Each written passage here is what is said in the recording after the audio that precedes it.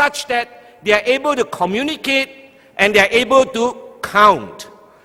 And with these two foundations, they will be able to be more employable in a cottage-based industry. And that was the first phase. Basic foundation of language, English and mother tongue, which is a second language, and at the same time science and maths. Basic foundation that will help them to be employable. Then in 1980 to 1996, a lot of reforms came into the education system because of the changing landscape of the country in terms of its economic development. Towards the late 1970s, Singapore has been inviting multinational countries to invest directly in Singapore to contribute towards the Singapore economic development. And there was a great emphasis on technical skills and technical knowledge because the bulk of the industry was very much based on manufacturing. And so, students were prepared to be skilled workforce that can support this economic development. But we also observe that under the first phase of education, the survival-driven phase, about 10% of our students did not go through 6 years of primary education. By the end of 6 years, about 10% leave school without going into secondary schools. And one of the reasons that we find why these people, these students, could not finish that 6 years of primary education. And we find that within a cohort of students, there are students that learn slowly, there are students that learn fast.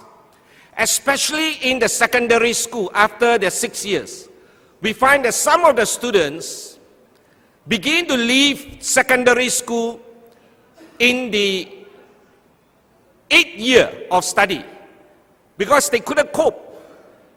So as an outcome, in 1980 to 1996, a reform that was taken place in Singapore known as the efficiency-driven education, the emphasis of which is to encourage as many students as possible to stay in the school system and be able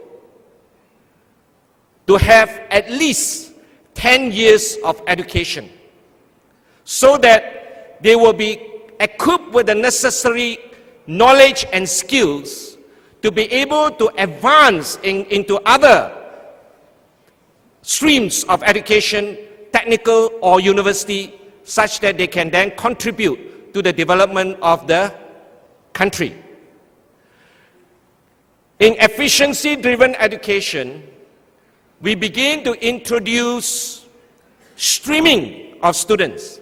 That means those who can study very fast, they will be streamed into one stream that will give them a lot of academic foundation. For the slower learners, they are streamed into other streams, which I talk a bit later, where they can learn at their own pace. And as an outcome, the attrition rate was very much reduced. That's why we call it efficiency. Efficiency-driven, that means more and more students are able to go through the 10 years of education. على الوصول إلى مرحلة تعليم تمتد 10 سنوات ومن ثم Now in 1997 في 1997 وإلى الآن رأينا بأن الاقتصاد السنغافوري يتحول من الاقتصاد المبني على الصناعة إلى الاقتصاد المبني على المعرفة. في الصناعة في مرحلة الصناعة فإن المرحلة الفنية المهارة الفنية مهمة، ولكن عندما تنتقل إلى المجتمع المبني على المعرفة فإن المعرفة تعتبر الأساس وتعتبر رأس المال هي التي تخلق البلاد، تخلق الأمة. لذلك فإن الحكومة تحولت من التعليم المبني على المهارات على الكفاءة إلى أن تركز على التعليم المبني على القدرات. هناك تحول من المعايير في المناهج إلى الأخرى التي يمكن أن تنظر إلى قدرات كل طالب، ويمكن أن نعزز مقدرة كل طالب في نفسه. لذلك كنا نركز على القدرات، بناء القدرات لكل طالب. إذا سأنتقل من هذه المبادرات إلى ما نسميه شرح كيفية حصلنا على الأثر الجيد من خلال تطبيق هذه المبادرات. إذا في هذا الصباح سأغطي 5 نقاط أساسية، مبادرات أساسية في إصلاح نظامنا التعليمي، وكيف يمكن أن نفكر بها وأن نعززها فيما يخص التطبيق، وما هي قصص النجاح التي يجب أن ننظر إليها من أجل نضمن بأن تنفيذ هذه المبادرات يجب أن يكون ناجحا. يجب أن نركز أولا إن عنوان محاضرتي هو تطوير التعليم المبني على المدرسة، والسبب هو بسيط. إذا لم يكن لدينا نظام يهدف للتغيير من أجل توفير الظروف الأساسية للنجاح في تنفيذ هذه الإصلاحات، فإن الإصلاحات المبنية على المدارس لن يكون لديها فرصة للنجاح. إن الإصلاحات المبنية على المدرسة ترتبط بإصلاح النظام الكامل.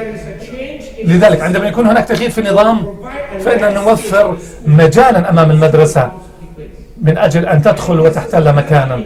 إذن هناك النقطة أساسية أريد أن أتحدث معكم، أنه في كل هذه المبادرات التي سأتحدث عنها سأتحدث لكم عن التغيير المنهجي المؤسسي الذي حدث من أجل يكون هناك نجاح للإصلاحات المبنية على المدارس. إذن سأبدأ بالحديث عن أول مبادرة، وهي streaming of students. عندما نتحدث عن streaming أي يعني بها الفروع أمام الطلاب، فإنها قضية حساسة.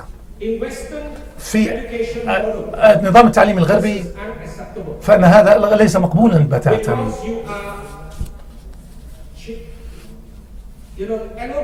لأنك تخصص الطلاب وتوزع الطلاب عبر مسارات ربما يعتقدون أنها ليست صائبة. إذا من أجل يكون هناك بالنسبة للمتعلمين السريعين فهذه ليست مشكلة، ولكن بالنسبة للمتعلمين البطيئين الذين يتعلمون بسرعة بطيئة والذين يقومون بإنهاء الدراسة الثانوية في 5 سنوات بدل من 4 سنوات، فإن حالة من المشكلة التي ستسبب لهم عندما يتعلق الأمر بتوزيع الطلاب وتفريعهم. هناك العديد من الأسباب التي تعطى ضد تفريع الطلاب وتوزيعهم حسب مسارات، ولكن عندما قامت الوزارة بتبني منهج عملي وقالت بأنه لم يستطع بعض الطلاب التعلم بنفس السرعة مثل طلاب آخرين، فإن ذلك سيكلف الأساتذة وقتا في الاهتمام بالطلاب بطيئين تعلم مما سيكون على حساب الطلاب سريعين تعلم. إذا لذلك إذا كان هناك طالب يتعلم ببطء ربما سيكون هناك فرصة لتطوير مناهج مناسبة له، وبالنسبة للطلاب السريعين في التعلم فنضعهم في مسار يمكن أن يتقدم ويمضوا قدما. إذن لن يؤثر أحد على الآخر. إذن هذا المبدأ الأساسي، لأنه وجدنا بأن هؤلاء الطلاب الذين تكون المدرسة لا يمكن أن يقدموا أداء جيدا، كانوا يشعروا بالإحباط لأنهم أداءهم كان سيئا، لذلك أرادوا ترك المدرسة. إذن لذلك اعتقدنا أنه عن طريق تقسيم مستويات الطلاب فإن مستوى التعلم سيكون مشجعا من قبل الطلاب من أجل أن يطوروه في أنفسهم ويطوروا ثقتهم في المضي قدما. إذا لذلك قمنا بالسماح بأن يكون هناك 3 فروع